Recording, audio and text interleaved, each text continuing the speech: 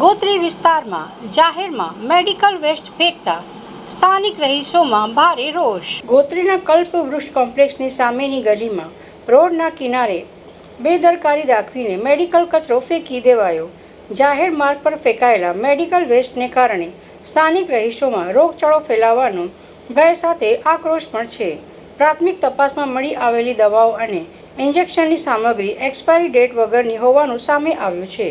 કોઈ હોસ્પિટલે કચરો ઠાલવ્યો કે પછી કોઈ મેડિકલ સ્ટોરે પુરાવા છુપાવવા આ કરતૂત કરી તે અંગે રહસ્ય ઘેરાયું। અગાઉ પણ ગોત્રી વિસ્તારમાં આરોગ્ય વિભાગ દ્વારા અનેક મેડિકલ સ્ટોર સામે દંડાત્મક કાર્યવાહી કરાઈ હતી। જાહેર આરોગ્ય સાથે ચેડા કરનારા જવાબદારો સામે કડક પગલાં લેવાશે કે મામલો રફે દફે કરી દેવાશે।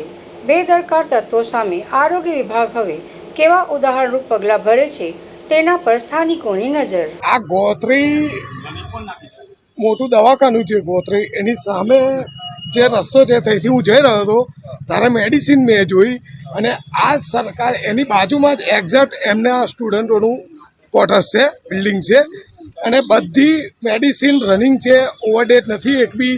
અને આ જથ્થો મેં જોયો એટલે મેં ઊભો રહ્યો અને મેં જાણ કરી।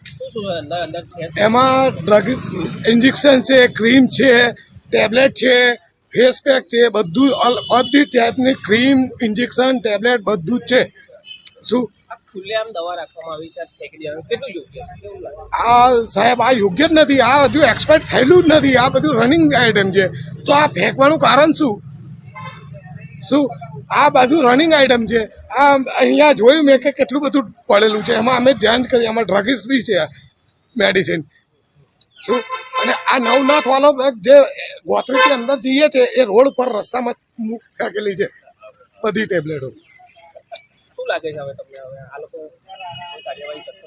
હવે સાહેબ કાર્યવાહી તો હવે આગળ ઉપર લગીને આનું જાણ થાય ત્યારે ખબર પડે કે શું થાય, કેમ કે આ તો બધું એમ જ છોડી દે છે બધા।